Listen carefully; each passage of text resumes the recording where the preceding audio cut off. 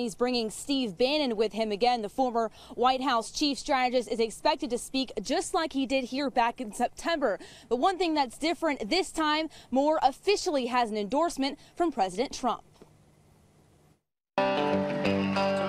Roy Moore made a memorable stop in Fairhope last time he was here a couple months ago. I believe in the Second Amendment. He not only pulled out his own gun, but also pulled out all the stops with some well-known guests, including former White House chief strategist Steve Bannon, who will make the trip again tomorrow.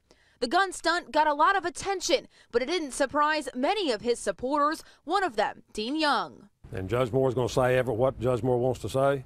He's going to do whatever he wants to do. And he will be the man of character like he always has, and he's a firm believer in the Second Amendment. But now the attention has shifted to the sexual misconduct allegations against Moore. His opponent, Doug Jones, and his supporters are now taking aim at Moore's character. I want us to get back to where I can be proud of our elected officials, where what they say is what they mean and what they do. And my biggest concern is I don't quite understand how folks could be focused on voting for someone who twice put his hand on the Bible and swore to uphold the Constitution of the United States and then was removed from office for not doing so. And opinions like that have made this a heated race with heated rallies. We saw that during Moore's last stop in South Alabama last week.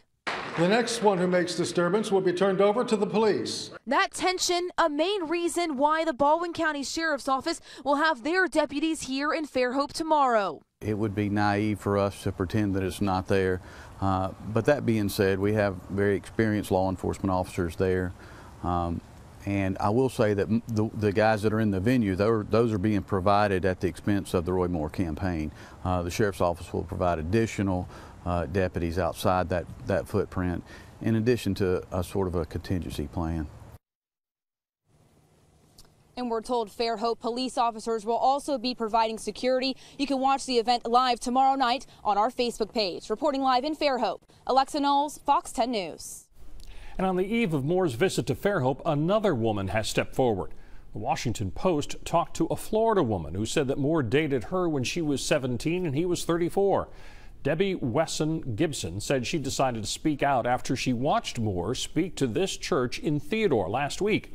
She felt that by denying dating any of the women who had already spoken out, that he was calling her a liar.